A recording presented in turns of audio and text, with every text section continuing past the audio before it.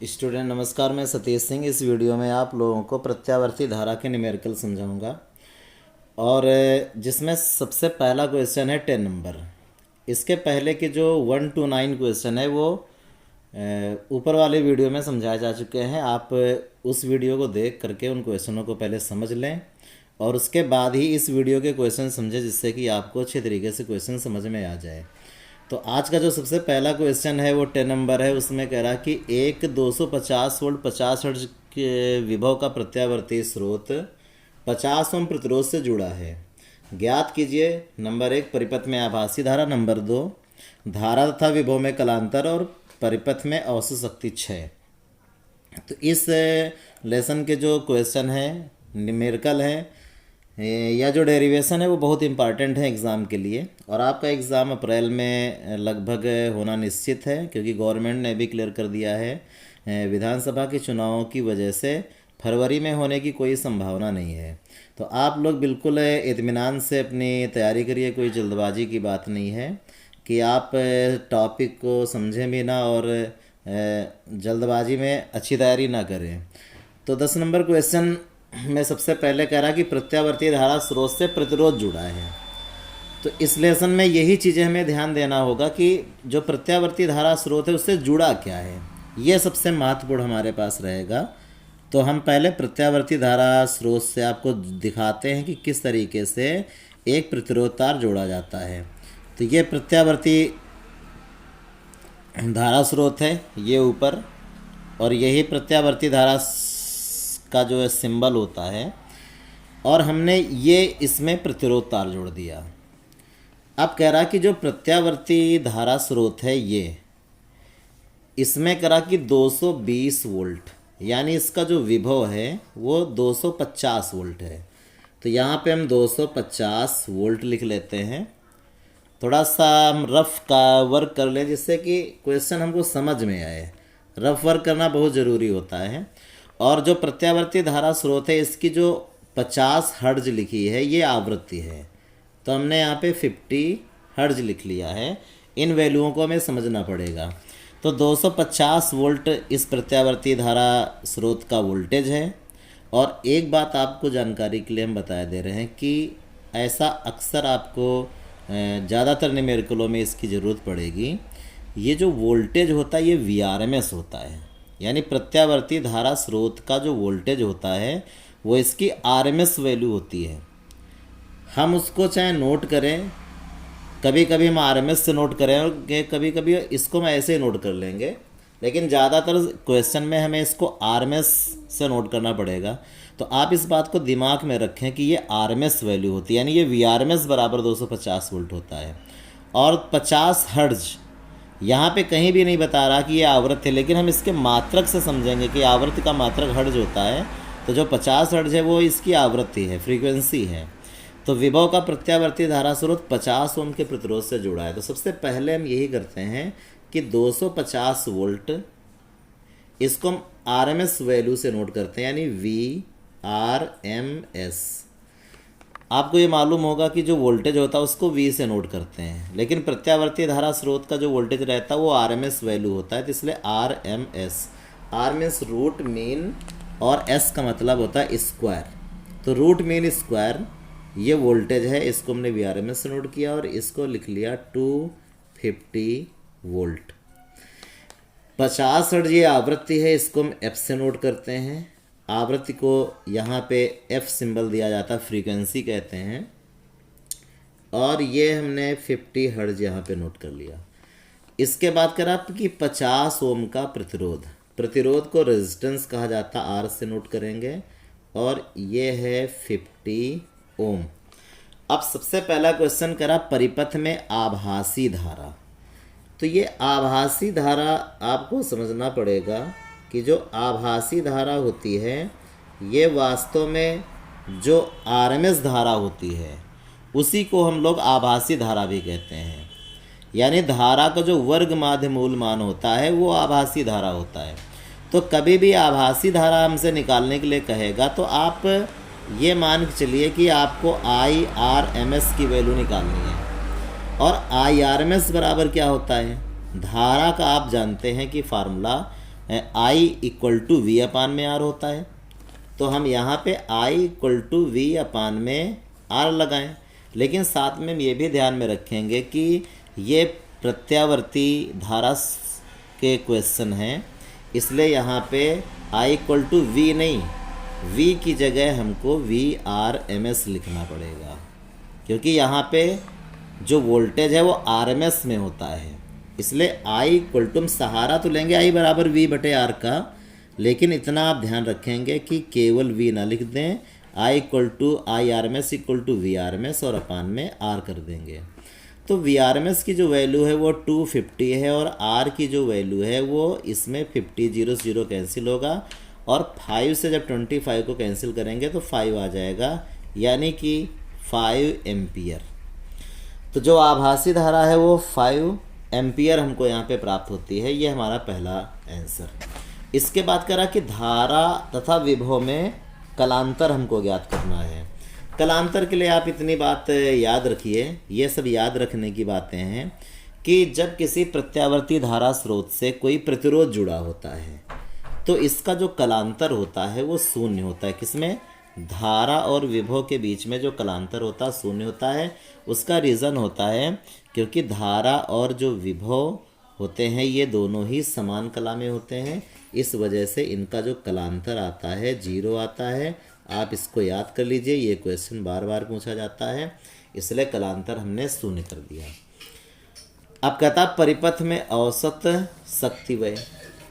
तो शक्ति व्यय अगर हमको निकाल के दिखाना है, वो भी औसत शक्ति व्यय, तो जब प्रत्यावर्ती धारा स्रोत की बात हो और औसत शक्ति व्यय निकालनी हो तो P bar equal to V R M S cross में आई आर एम एस ही फार्मूला में अप्लाई करेंगे।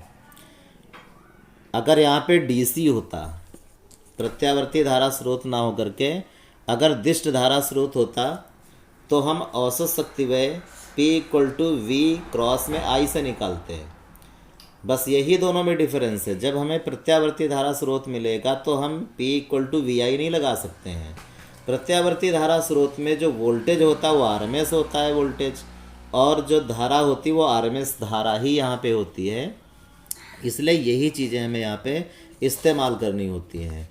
तो VRMS का जो मान है वो ऊपर लिखा हुआ है 250 वोल्ट है, 250 वोल्ट, और RMS अभी तुरंत हमने निकाला है, जो आभासी धारा निकाली है वही चूँकि RMS धारा होती है इसलिए 5 एम्पीयर हम यहाँ पे यूज़ कर सकते हैं। तो 5 लिख लेंगे और 0 रहेगा, इसके बाद 25 का 5 में गुणा करोगे 125 आ जाएगा। इस तरीके से हम लिख सकते हैं 1250 वाट इसका आंसर आ जाएगा। तो ये 10 नंबर सवाल है, बहुत अच्छा क्वेश्चन है। इसके बाद क्वेश्चन नंबर 11, ये 2013 में पूछा जा चुका है, तो इससे आप समझ सकते हैं कि कितना इम्पॉर्टेंट क्वेश्चन है। सबसे पहले कह रहा है कि 100 मिली हेनरी का प्रेरकत्व।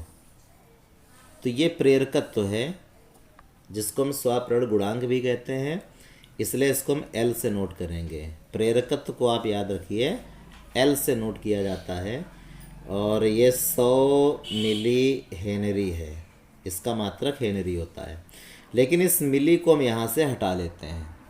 तो मिली आपको मालूम है कि ये 10⁻³ के बराबर होता है, तो मिली हटाएंगे 10⁻³ उसकी जगह लिखेंगे, और हेनरी।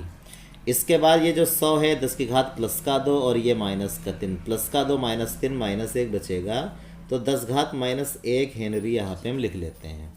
इसके बाद कह रहा कि 50 हर्ट्ज आवृत्ति। आवृत्ति को आप लोग समझ चुके हैं कि इसको फ्रीक्वेंसी कहते हैं, F से नोट करते हैं। ये हमने यहाँ पे 50 हर्ट्ज लिख लिए। कह रहा कि प्रत्यावर्ती धारा प्रवाहित हो रही है, कुंडली का प्रेरण प्रतिघात ज्ञात करके दिखाइए। प्रेरण प्रतिघात एक्सेल से लिखा जाता है, यहाँ पे हमने एक्सेल लिख लिया। एक्सेल की वैल्यू हमें ज्ञात करके दिखाना है। तो प्रेरण प्रतिघात और धारती प्रतिघात, दो प्रकार के प्रतिघात इस लेसन में मिलेंगे।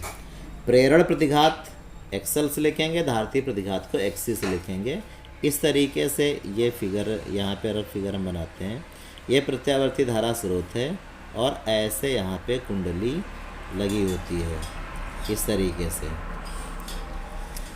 तो ज़्यादा कठिन क्वेश्चन नहीं है, बहुत आसान है, केवल फार्मूला बेस्ड क्वेश्चन है। तो हम ऐसा करते हैं कि एक्सेल इक्वल टू जो फार्मूला होता है ओमेगा एल होता है। प्रेरण प्रतिघात का जो सूत्र होता है बहुत कठिन नहीं होता है, वो XL equal to omega L. और आप याद रखा करें कि जब भी कोई प्रेरण प्रतिघात का क्वेश्चन आए और उसमें फ्रीक्वेंसी यानी आवृत्ति दी हो, तो आप पहले ही उसका कोणीय वेग ओमेगा निकाल लीजिए, उससे आपको आसानी रहेगी। अगर आप नहीं निकालते हैं तो फिर हमें यहीं पे इसका विस्तार करना पड़ेगा और ओमेगा की जगह हमें 2 पाई एफ रखना पड़ेगा, क्योंकि कोणीय वेग omega equal to 2 pi F होता है। एफ इसलिए लाना पड़ेगा क्योंकि सवाल में यहाँ पे आवृत्ति दी गई है और इस फार्मूले में XL equal to omega L है। ओमेगा की वैल्यू हम जानते नहीं थे, इसलिए ओमेगा के स्थान पर हमें 2 पाई एफ सूत्र रखना पड़ेगा और आगे रहेगा एल। अब यहाँ पे सबकी वैल्यू रख लीजिए, आंसर आ जाएगा 2। और पाई की जो वैल्यू होती है वो 3.14 होती है। 3.14 रखें 22/7 से ऐसे क्वेश्चनों में बचें, क्योंकि हमें गुणा ही करना है यहाँ पे। और एफ़ की जो वैल्यू है वो इसमें 50 है और एल की जो वैल्यू है वो 10⁻⁻1 है। अब इसको हम लोग हल कर लेते हैं। जैसे ये 10⁻⁻1 है तो, और ये जो 50 का जो जीरो है 10 घात, ये +1, तो +1 -1 ये दोनों ख़त्म हो जाएंगे। और 5 का 2 में गुणा करेंगे 10 आएगा। 10 का जब 3.14 में गुणा करेंगे तो 3 1 4 0 बनेगा। 0.2 बार लगाएंगे तो यहाँ पे आ जाएगा, यानी 31.4। और जो प्रेरण प्रतिघात है, चूँकि पहली बार क्वेश्चन आया इसलिए आप यहाँ पे समझ लें, प्रेरण प्रतिघात ये कुंडली का प्रतिरोध होता है, ये एक प्रकार का प्रतिरोध ही होता है। प्रेरण प्रतिघात इसलिए इसका जो मात्रक होता है वही होता है जो प्रतिरोध का होता है। ये कुंडली का प्रतिरोध है। कुंडली का जो प्रतिरोध होता है उसको आर से नहीं लिखते हम लोग, कुंडली के प्रतिरोध को प्रेरण प्रतिघात कहा जाता है, एक्सेल से लिखा जाता है, लेकिन मात्रक ओम ही रहेगा। तो एक्सेल का जो मात्रक रहेगा वो ओम आ जाएगा। इसके बाद क्वेश्चन नंबर 12, एक कुंडली का स्वप्रेरकत्व 0.5 हेनरी है। स्वप्रेरकत्व वही होता है जो स्वप्रेरण गुणांक होता है, उसी का ये दूसरा नाम स्वप्रेरकत्व होता है। तो इसलिए इसको हम लोग एल से नोट करेंगे और एल इक्वल टू 0.5 हेनरी। करा कि किस आवृत्ति पर, आवृत्ति हमको यहाँ पे निकाल के दिखानी है, तो F equal to question mark, आवृत्ति को F से लिखते हैं। इसका प्रेरण प्रतिघात 3140 ओम होगा। प्रेरण प्रतिघात जो भी हमने निकाला था एक्सेल, प्रेरण प्रतिघात को एक्सेल से लिखते हैं और एक्सेल की जो वैल्यू है वो 3140 ओम, ये हमको निकाल के दिखाना है। तो सीधे फार्मूले पर ही क्वेश्चन है, हम फार्मूला ही सीधे लगा देते हैं और F की वैल्यू यहाँ पे निकल आएगी। तो प्रेरण प्रतिघात का जो सूत्र होता है वो XL equal to omega L होता है। तो प्रेरण प्रतिघात XL equal to omega L. अब निकालना चूँकि आवृत्ति में और सूत्र में रहता ओमेगा, इसलिए ये जो कोणीय वेग ओमेगा है इसकी जगह हम 2 पाई एफ रख लें, तो जिससे F आ जाए। तो एक्सेल इक्वल टू ओमेगा की जगह 2 पाई एफ हमने सूत्र लगाया, तो हमें अब F प्राप्त हो गया और इसी F को निकालना है। इसलिए F के पास में जितनी भी वैल्यू है 2 पाई और L, इनका पक्षांतर करेंगे, ये एक्सेल के नीचे आ जाएंगे। तो F इक्वल टू एक्सेल और अपान में 2 पाई L हमें मिला।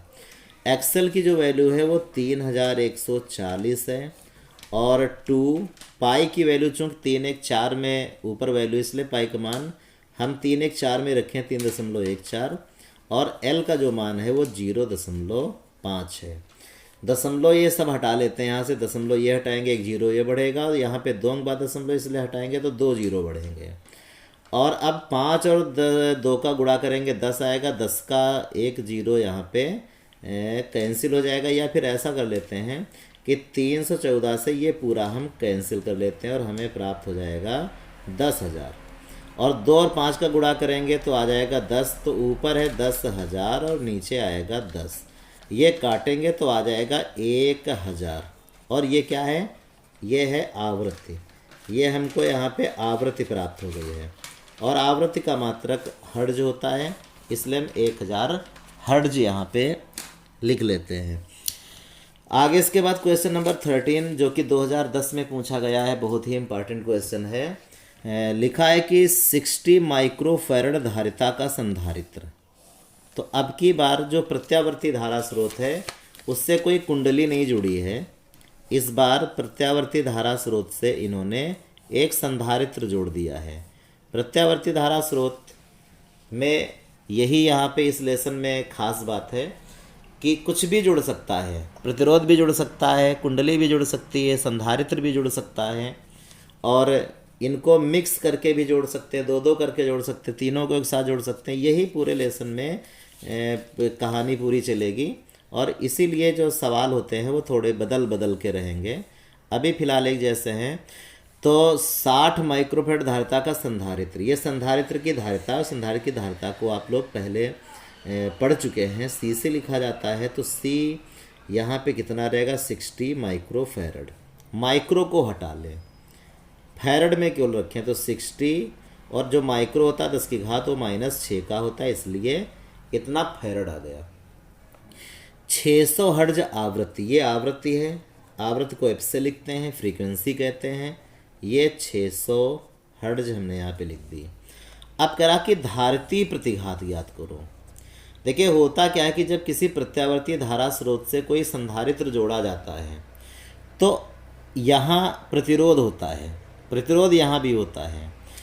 बस प्रत्यावर्ती धारा स्रोत से संधारित्र जुड़े होने पर जो इसका प्रतिरोध होता है उसको हम आर से नहीं लिखते हैं, आर से प्रतिरोध को नहीं लिखा जाता है। किससे लिखा जाता है? एक्सी से लिखा जाता है। तो जब किसी प्रत्यावर्ती धारा स्रोत से कोई संधारित्र जुड़ा होता है तो वहाँ पे जो प्रतिरोध होता है वो एक्सी से लिखा जाता है, आपको इतना याद रखना है। और इसी प्रतिरोध को प्रतिरोध ना कह करके हम धारिती प्रतिघात नाम यहाँ पे देते हैं। तो धारिती प्रतिघात एक प्रकार से क्या है, ये प्रतिरोध है, और धारिती प्रतिघात को एक्सी से लिखेंगे। एक्सी बराबर हमको यहाँ पे निकाल के दिखाना है, क्वेश्चन मार्क कर लेते हैं। अब क्या करते हैं कि पहले भी हमने बताया था कि जब भी एक्सएल या एक्सी का मान निकालना हो तो आप ओमेगा का मान जरूर निकाल लें पहले, उससे सवाल लगाने में हमको आसानी होती है। तो सबसे पहले हम यहाँ पे कोणीय वेग को निकालते हैं, कोणीय वेग ओमेगा निकालते हैं। ओमेगा की वैल्यू 2πf होती है, तो यहाँ पे हम सबसे पहले 2πf की वैल्यू को निकाल लेते हैं, उससे आसान रहेगा। तो 2π का मान 3.14 रखेंगे और f का जो मान है वो कितना है 600 है। वैसे गुणा करने से हमें बहुत फ़ायदा नहीं मिलने वाला है, ये 2 जीरो से जो 0.2 अंक बाद है ये ख़त्म कर लेते हैं, तो ये 314 बन जाएगा। और 6 का 2 में गुणा करेंगे 12 और इंटू में 314 आ जाएगा। और 12 का जब इसमें गुणा करेंगे 12 का 4 में 48 और 12 का 1 में करेंगे 12 और 4 बन जाएगा 16 बन जाएगा, व 36 1 37 आ जाएगा। इतना आ गया, ये ओमेगा है और रेडियन प्रति सेकंड इसका मात्रक होता है। अब हमको निकाल के दिखाना धारिती प्रतिघात। तो जो धारिती प्रतिघात का सूत्र होता है वो थोड़ा सा प्रेरक प्रतिघात से अलग होता है। वहाँ पे एक्सएल बराबर ओमेगा एल होता था और यहाँ पे एक्सी इक्वल टू 1/ओमेगा सी। आप ये दो सूत्र तो बिल्कुल तैयार कर लीजिए एक्सी और एक्सएल के, क्योंकि आप इससे बच नहीं सकते हैं कि न्यूमेरिकल ना ऐसा संभव नहीं है। हर बोर्ड एग्ज़ाम में एक्सएल और एक्सी पर न्यूमेरिकल आता ज़रूर है। ये 2010 में पूछा गया क्वेश्चन है, तो आप समझ सकते हैं कि कितने क्वेश्चन इसी तरीके से और भी बोर्ड एग्ज़ाम में पूछे गए होंगे। ओमेगा की जो वैल्यू है वो इसी में दी गई है 3768 और सी का जो मान है वो इसमें लिखा है 60 × 10⁻⁻⁶। तो यहाँ पे हम 60 और इंटू में 10⁻⁻⁶ रख लेते हैं और एक्सी इक्वल टू। अब इस तरीके के जो सवाल हैं वो आप इनके भाग कर सकते हैं, इनको हल कर सकते हैं। जैसे ये 0 इसमें 10⁻⁻⁶ में अगर हम शामिल कर दें तो ये +1 और ये -6, तो ये -5 बचेगा और ये ऊपर चला जाएगा। तो 1 इंटू में 10⁵ ऊपर चला जाएगा और नीचे इन दोनों का आपस में अगर हम 6 का 3668 में अगर हम गुणा कर लेंगे तो आ जाएगा 22,608 आ जाएगा, 22,608 बनेगा और ऊपर 10⁵ रहेगा। इसे हम पूरा हल करके ही दिखा देते हैं क्योंकि यहाँ पे कैलकुलेशन थोड़ा सा कठिन होता है। अब जैसे 22,608 है तो इसको हम 22,000 लगभग 600 मान लें तो उससे हमें थोड़ा हल करने में आसानी हो जाएगी और आंसर वही आएगा। आंसर ऐसा नहीं कि चेंज हो जाएगा। तो ऊपर 1 इंटू 10⁵ और यहाँ पे 22 और जो 608 है इसको नियर अबाउट हम 600 कर लेते हैं। तो ये अब 2 जीरो ऊपर चले जाएंगे तो उसमें कम हो जाएंगे तो XC बराबर 1/226 बनेगा और ये 2 जीरो जब ऊपर 10⁵ में कम हो जाएंगे 10⁵ ही बचेगा। और अब आप देखिए कि 226 से 1 में भाग करना कितना आपके लिए आसान हो चुका है। और जब इसका भाग करेंगे 0.00004 और 4 आ जाएगा इंटू 10⁻³ क्या रहेगा 3 रहेगा। अब 10⁻³ को अगर आप ख़त्म करेंगे तो दशमलव को 3 अंक पीछे फिर आ जाएगा और इस तरीके से 4.4 ओम आंसर यहाँ पे आ जाएगा। तो धारती प्रतिघात 4.4 ओम ये हमको यहाँ पे आंसर प्राप्त हो गया है। क्वेश्चन नंबर अब आते हैं 14 पर। 14 में कह रहा कि प्रतिरोध विहीन एक कुंडली का प्रेरकत्व दिया गया है। प्रेरकत्व यानी कि स्वप्रेरण गुणांक L से लिखा जाता है। यह है 0.5 हेनरी। इसका मात्रक हेनरी होता है। बहुत परीक्षा में आता है कि स्वप्रेरण गुणांक का मात्रक क्या होता है। अब इसे 120 वोल्ट और 60 हर्ट्ज आवृत्ति वाले प्रत्यावर्ती स्रोत से जोड़ दिया जाता है। तो आप देखिए इसका फिगर ऐसे बन जाएगा। ये प्रत्यावर्ती धारा स्रोत है और यहाँ पे एक हमने कुंडली को ऐसे जोड़ लिया। ये कुंडली एक हमने जोड़ ली। इसका जो L है वो 0.5 हेनरी है। आप इस तरीके से लिखना सीख लीजिए क्योंकि इससे आप जब कंबाइंड क्वेश्चन आएंगे तो वहाँ पे आपको बहुत हेल्प मिलेगी और आपकी एक आदत भी बन जाएगी। 120 वोल्ट और डैश कितना है 60 हर्ट्ज। इसको हमने यहाँ पे ऐसे लिख लिया। इसका मतलब ये प्रत्यावर्ती धारा स्रोत का वोल्टेज है और प्रत्यावर्ती धारा स्रोत का जो वोल्टेज होता है उसको हम पहले से बता चुके हैं। ये RMS में रहता है इसलिए इसको केवल V से ना लिखो, इसको VRMS से लिखो। 120 वोल्ट हमने लिखा और 60 हर्ट्ज क्या है आवृत्ति है। आवृत्ति को F से लिखा जाता है। 60 हर्ट्ज हमने लिख ली। ये कुंडली यहाँ पे लगी हुई है। तो कह रहा कि धारा का वर्ग माध्य मूल मान। तो ये तो बिल्कुल सिंपल सी बात है कि जब वोल्टेज RMS में है तो यहाँ से जो धारा निकलेगी वो भी तो RMS में होगी। जब वोल्टेज RMS में रहता है प्रत्यावर्ती धारा स्रोत है तो इस प्रत्यावर्ती धारा स्रोत से जो धारा निकल के आएगी वो भी तो RMS में ही होगी। तो यहाँ पे RMS हम धारा हमसे पूछ रहा है तो सीधे वही धारा के जो सूत्र होते हैं I बराबर V/R, ये आप लोगों को रटे रहते हैं। हम इन्हीं फार्मूलों का ही यहाँ पे यूज़ करते हैं। बस करते क्या हैं कि ये चूँकि दिष्ट धारा के लिए होते हैं और यहाँ प्रत्यावर्ती धारा स्रोत होता है तो हम थोड़ा सा बदलाव कर लेते हैं। जैसे धारा यहाँ पे I ना होकर IRMS होती, IRMS आप कर लीजिए। वोल्टेज V ना होकर यहाँ पे VRMS होता, VRMS आप कर लीजिए। अब बात प्रतिरोध की आती है। अगर कुंडली है तो उसके प्रतिरोध को तो R से नहीं लिखेंगे हम।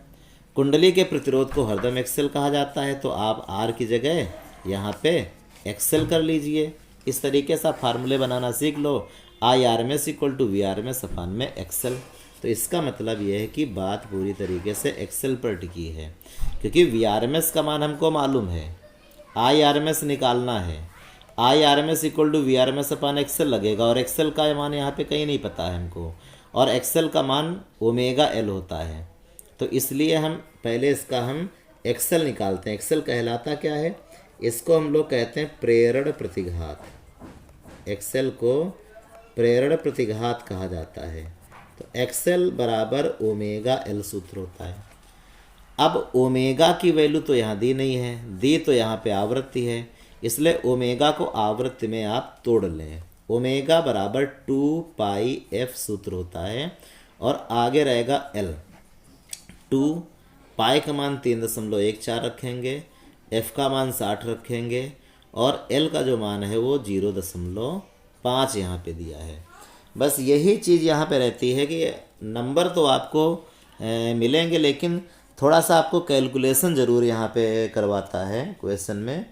तो कैलकुलेशन करने में कोई दिक्कत वाली बात नहीं होती है। आप यहाँ पे गुणा करेंगे, 0.5 का 2 में करेंगे 1 आ जाएगा, 1 का 60 में करेंगे 60 ही बना रहेगा, 60 का 0 लिख लेते हैं और 6 का इसमें गुणा करेंगे, 6 का 4 में 24, 6 का 1 में 1 और 2 8 बन जाएगा और 18 आ जाएगा। कौन सा गुणा इसमें बहुत कठिन निकला?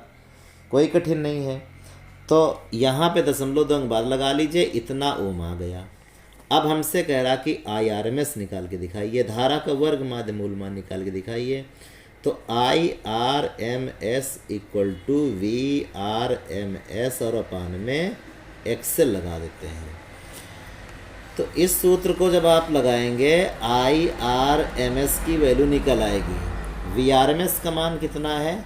ये 120 है, यहाँ पे 120 हमने रख लिया और एक्सेल का मान 188.4 है, 188.4 रख लिया।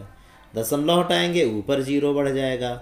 अगर आप थोड़ा सा इसको काटना चाहते हैं तो थोड़ा संख्याओं को सरल कर लीजिए और नहीं तो आप सीधे भाग दे दीजिए। तो 0.6 और 3 7 आ जाएगा। भाग आपके लिए कोई बहुत बड़ी बात नहीं होती है। जो इंटर क्लास के लड़के होते हैं उनके लिए ये तो बहुत ही छोटे काम होते हैं। इस तरीके से 0.637 एम्पियर ये इसका आंसर आ गया है, धारा का वर्गमूल। अब आप क्वेश्चन नंबर 15 देखिए, ये भी कितना इम्पॉर्टेंट क्वेश्चन है। कह रहा 0.5 हेनरी के शुद्ध प्रेरक, प्रेरक मतलब वही कुंडली।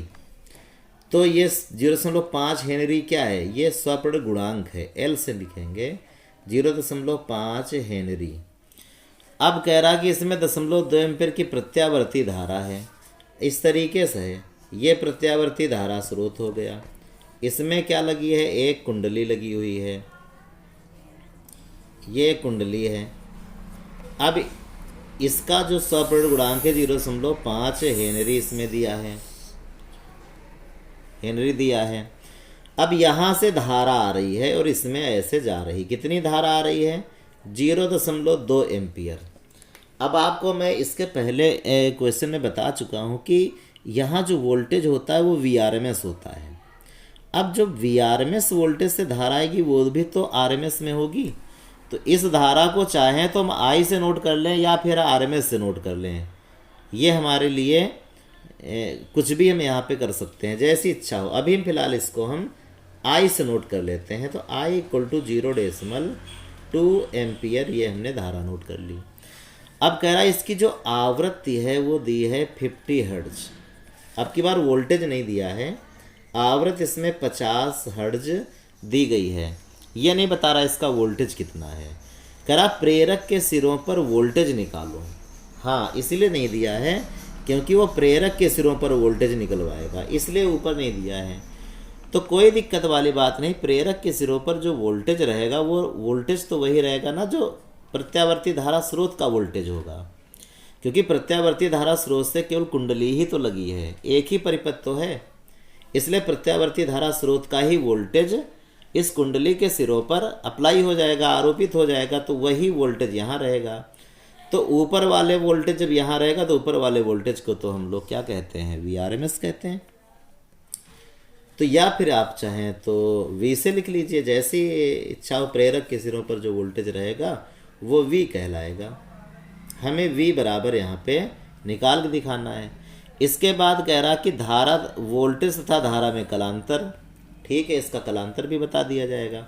तो सबसे पहला जो क्वेश्चन है वो ये है कि वोल्टेज निकालना किसके? प्रेरक के सिरों पर।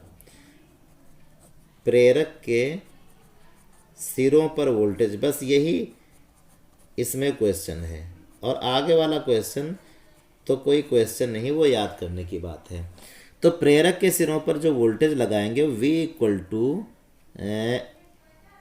IR, V इक्वल टू, आप यहीं से अपनी बात को समझते रहें। V equal to I R सूत्र हमने पढ़ा था, लेकिन V equal to I R कहाँ लगता है? जब यहाँ पे दिष्ट धारा स्रोत होता। प्रत्यावर्ती धारा स्रोत में अगर यहाँ प्रतिरोध होता तो V, अगर इस प्रत्यावर्ती धारा स्रोत से यहाँ पे कोई प्रतिरोध तार लगा होता तो V equal to I R लगा देते हम। लेकिन प्रत्यावर्ती धारा स्रोत से जब कोई प्रतिरोध नहीं जुड़ा होगा, कुंडली जुड़ी होगी, संधारित्र जुड़ा होगा, तब आप इस सूत्र को नहीं लगा सकते हो। क्योंकि अगर कोई कुंडली जुड़ी है तो इसका जो प्रतिरोध होता है वो आर नहीं बोला जाता है, कुंडली का जो प्रतिरोध होता है वो एक्सेल बोला जाता है। इसलिए आई एक्सेल लिखना पड़ेगा हमें, ये सूत्र हम नहीं लगा सकते हैं। आर की जगह बस एक्सेल आ जाता, कोई कठिन बात नहीं, इसमें कुछ भी कठिन नहीं। तो V equal to I XL हमने लगा दिया। अब एक्सेल की तो वैल्यू हमको मालूम नहीं है, इसलिए XL equal to omega L कर देते हैं। तो आई ओमेगा एल कर दिया। अब ओमेगा की वैल्यू भी नहीं जानते हैं क्योंकि इसमें आवृत्ति दी है, तो ओमेगा कोणीय वेग को आवृत्ति में बदलना तो बता दिया हमने। आई 2 पाई एफ और ये वाला एल बना रहेगा यहाँ पे। अब सबकी वैल्यू रख लेंगे, आंसर आ जाएगा। आई का जो मान है वो 0.2 एम्पियर है, यहाँ पे 0.2 रखते हैं। पाई का जो मान रहेगा वो 3.14 रहेगा, यहाँ पे 3.14 रखेंगे। और ये वाला 2 छूट गया, इसको हम पीछे लिख लेते हैं। एफ़ की जो वैल्यू है वो 50 हर्ट्ज दी गई है, यहाँ पे 50 रख लेते हैं। और एल की जो वैल्यू है वो 0.5 है, यहाँ पे 0.5 हमने रख लिया। सबसे पहले 0.5 का 2 में ही गुणा कर लें तो आ जाएगा 1, यहाँ से 1 हमको मिल गया, यानी इन दोनों वैल्यूओं का हम ख़त्म। अब 50 का सीधे 0.2 में कर लें तो 50 का 2 में करोगे 100 आएगा, 1 अंगबा लगाओगे 10 केवल बचेगा। और 10 का 3.14 में कर लोगे तो 3 1 4, 10 का गुणा करेंगे 0 आ जाएगा, 0.2 अंगबा लगाओगे यहाँ पे दशमलव लगेगा। और इस तरीके से इसका जो मात्रक होगा वो वोल्ट होगा। अब आते हैं कलांतर पर। कलांतर आप याद करिए, देखिए जब किसी प्रत्यावर्ती धारा स्रोत से कोई कुंडली जुड़ी होती है तो धारा और जो वोल्टेज होते हैं उनके बीच में जो कलांतर रहता है वो 90 अंश का रहता है। इस तरीके से धारा और वोल्टेज के बीच में कलांतर 90 अंश का रहता है। इस बात को हम के आगे वाले जो क्वेश्चन आएंगे वहाँ पे आपको हम समझाएंगे कि कलांतर कैसे हमें तैयार करना होता है, याद करना होता है इसे। और ऐसा हम ट्रिक आपको बता देंगे कि कलांतर आपको याद नहीं करना पड़ेगा और आप ऐसे ही बताना शुरू कर देंगे। फिलहाल अभी आप तैयार कर लीजिए। यहाँ पे जो सेकंड क्वेश्चन है कलांतर पूछ रहा था, तो कलांतर इसमें क्या रहेगा, 90 अंश रहेगा। और वोल्टेज धारा से 90 अंश अग्रगामी भी होता है।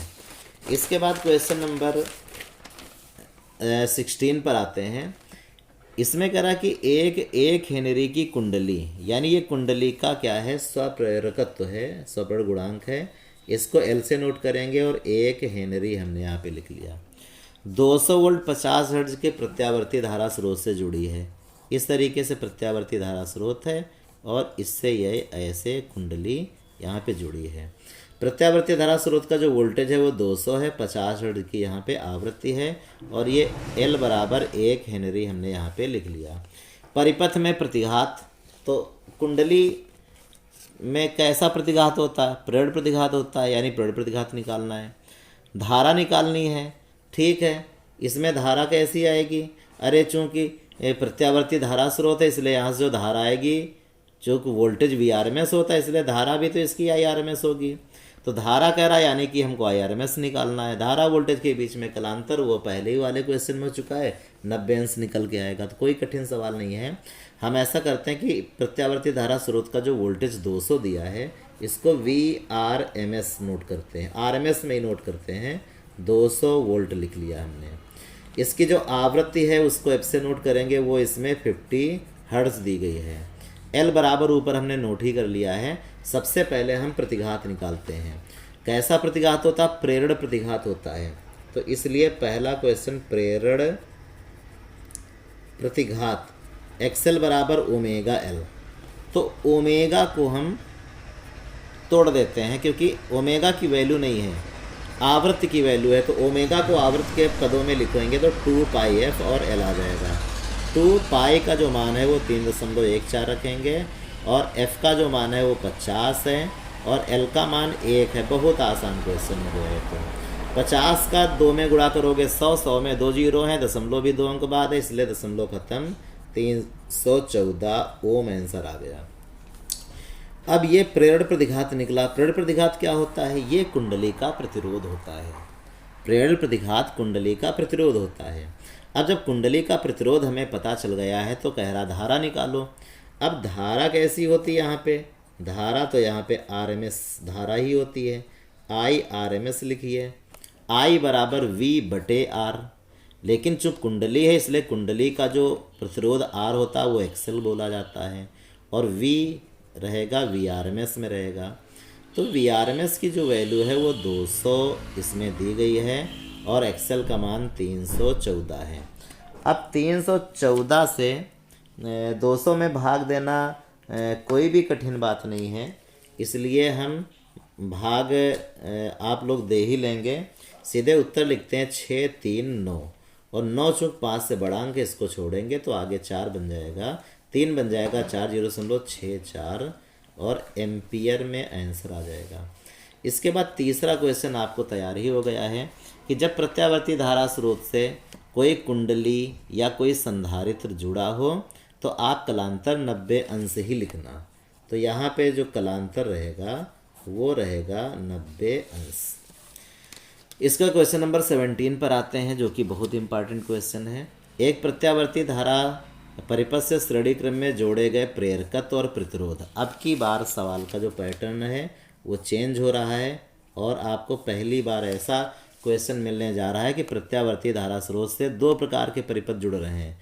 सबसे पहले कुंडली जोड़ी जा रही है और उसके बाद एक प्रतिरोध जोड़ा जा रहा है। अभी तक सब अलग अलग होते थे।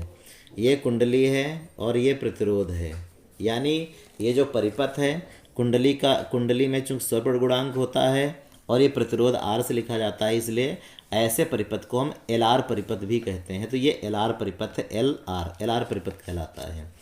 कह रहा कि प्रेरकत्व और प्रतिरोध के सिरों पर विभवांतर दिए गए। प्रेरकत्व के सिरों पर विभवांतर 12 वोल्ट है, ये प्रेरकत्व है। इसके सिरों पर जो विभवांतर है वो 12 वोल्ट है और प्रतिरोध के सिरों पर विभवांतर 16 वोल्ट है।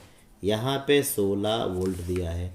तो परिपथ का संपूर्ण विभवांतर देखिए, जो कुंडली के सिरों पर विभवांतर होता है वो जो कुंडली का स्वर्ण गुणांक एल होता है, इसलिए इसके विभवांतर को भी हम लोग वीएल कहते हैं।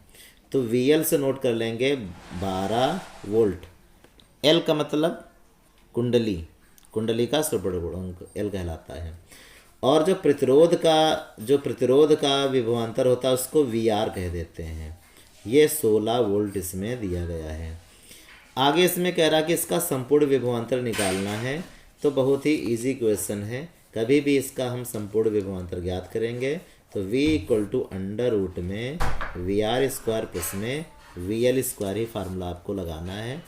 अंडर रूट वी आर का स्क्वायर करेंगे तो 16 का स्क्वायर हो जाएगा 16 का वर्ग 256 बनेगा, 12 का जो वर्ग होगा वो 144 बन जाएगा और इन दोनों को जैसे हम जोड़ेंगे तो आ जाएगा पूरा 400 का वर्गमूल आप निकाल सकते हैं। 2 जीरो से 1 जीरो बाहर आ जाएगा, 4 का 2 हो जाता है, इतने वोल्ट आंसर आ जाएगा। तो संपूर्ण विभवांतर 20 वोल्ट इसका आंसर आएगा।